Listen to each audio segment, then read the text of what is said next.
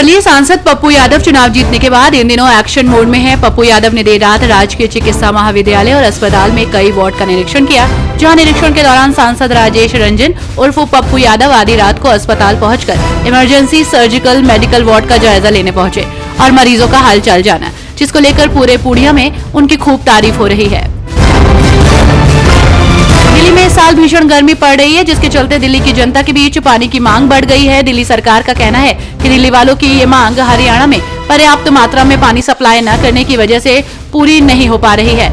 इसी कारण सरकार ने सुप्रीम कोर्ट का दरवाजा खटखटाया था, जहां अदालत ने हिमाचल को पानी देने का निर्देश दिया, मगर इस निर्देश के बाद भी पानी पर राजनीति समाप्त नहीं हो रही है। ऐसे में दिल्ली को जल मंत्री आतिशी ने एक्स पर पोस्ट कर कहा है, कोर्ट दिल्ली के जल संकट को हल करने का प्रयास कर रहा है, लेकिन हरियाणा दिल्ली के लोगों के खिलाफ षड्यंत्र कर रहा है।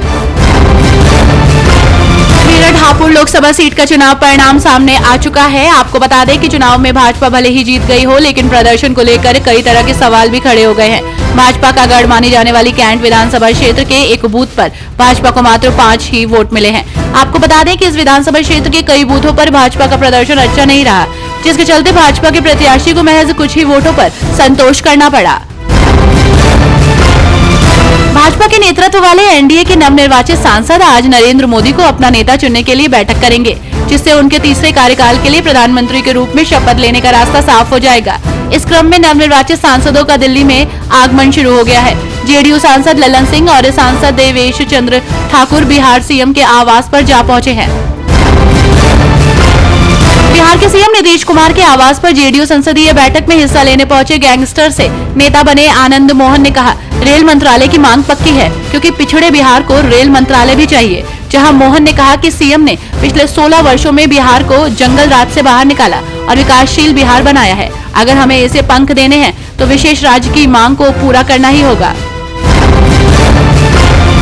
रिजर्व बैंक ऑफ इंडिया ने 2024 के लोकसभा चुनावों के बाद पहली मॉनेटरी पॉलिसी कमेटी एमपीसी के फैसलों की आज जानकारी दी है, जिसकी बैठक 5 जून से 7 जून के दौरान हुई। आज आरबीआई गवर्नर शक्तिकांत दास ने ऐलान किया कि एमपीसी के 6 में से 4 सदस्यों ने नीतिगत दरों को बिना किसी बदलाव के साथ यथावत रखने का फैसला लिया है। सरकार बनाने को लेकर मची खींचतान के बीच सहयोगी दलों की मांगे बढ़ती जा रही हैं। इस बीच लोक जनशक्ति पार्टी की संसदीय दल की बैठक पार्टी प्रमुख चिराग पासवान के नेतृत्व में दिल्ली में उनके आवास पर हुई।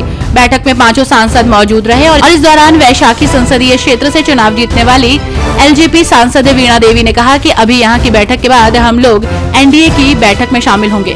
बिहार को स्पेशल स्टेटस मिले, ये तो सभी लोग चाहते हैं। एनडीए की बैठक से पहले कहीं न कहीं प्रेशर पॉलिटिक्स शुरू हो गई है।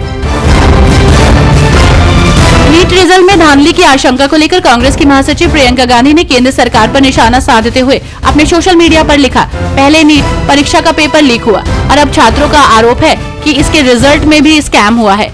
एक ही सेंटर के 6 बच्चों को 720 में से 720 अंक मिलने पर गंभीर सवाल उठ रहे हैं।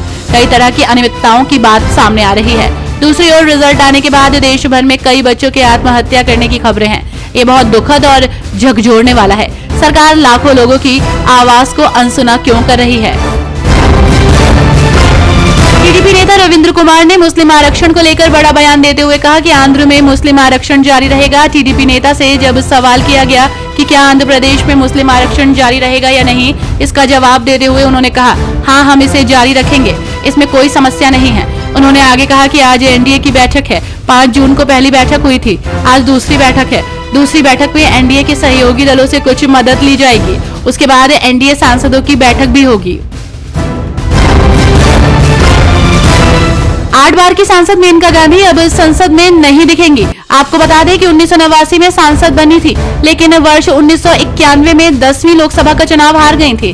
फिर वर्ष 1996 में 11वें लोकसभा से वो 17वीं लोकसभा चुनाव तक लगातार जीतती रही। इस बार मेनका गांधी सुल्तानपुर से चुनाव हार गई हैं। मेनका के साथ ही उनके पुत्र वरुण गांधी भी इस लोकसभा में नहीं दिखेंगे।